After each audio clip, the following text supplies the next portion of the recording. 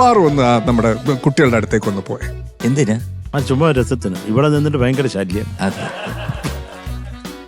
എന്താ ചെല്ലു നീ അങ്ങോട്ടേക്ക്. എന്റെ സീറ്റിന്റെ വേണ്ട വേണ്ട അവിടെ നിന്നാ മതി. അവിടെ നമ്മുടെ അർച്ചനയുടെ ഇടത്തെ കൈ ഒന്ന് നോക്കിയാടി നീ.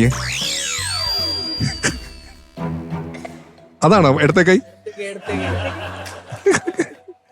അത് ഏത് ലോകത്താണ് അത് ഇടത്തെ കൈ ആവുന്നത്?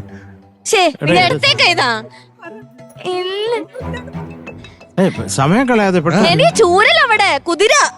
കുതിരയോ മനുഷ്യൻ?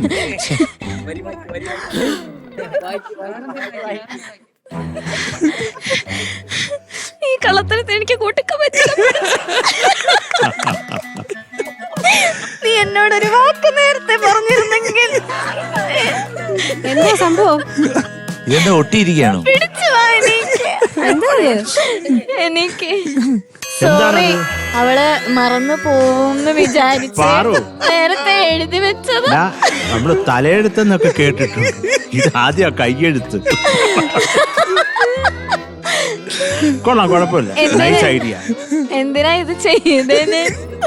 ഈ കടുങ്കൈ, അതും ഇടത്തെ കൈയിൽ ഈ കടുങ്കൈ. ഒരു ധൈര്യത്തിന് എഴുതിച്ച, പക്ഷെ നോക്കിയിട്ടില്ല സർ. എടി നീ നോക്കിയോണ്ടാണ് ഞാൻ കണ്ടത്. അത് പച്ച കള്ളം. അത് അതിനേക്കാളും വലുത്. അത് എഴുതിയത് പോട്ടെ, എഴുതിയ നമ്മള് തപ്പ്. ഒരാളത് കണ്ടുപിടിച്ച് പറയുമ്പോ ഞാൻ നോക്കിയിട്ടേ ഇല്ല എന്ന് പറഞ്ഞാൽ നല്ലത് അർച്ചന. കാരണം ഇതും ചരിത്രത്തിന്റെ താളുകളിൽ രേഖപ്പെടുത്തും. ബാക്കി എല്ലാവരുടെയും കൈ കാണിച്ചേ. അവരുടെയൊക്കെ കൈ ശുദ്ധമാണ്, ശുദ്ധം. എപ്പോഴേ പോയി കഴിയും. അല്ല ഷാനിക്ക് ഇതെങ്ങനെ കണ്ടുപിടിച്ചു? അല്ല ഞാൻ ഈ കോറസ് ഇങ്ങനെ പാടുമ്പോഴേ ഇവനീ പെണ്ണുങ്ങളെ നോക്കിയല്ലേ ഇരിക്കൂ. അത് അതിനേക്കാളും വലുത്. ഞാൻ നോക്കുമ്പോഴ് അർച്ചന ഭയങ്കര ഭാവത്തോടെ ഇങ്ങനെ പാടും.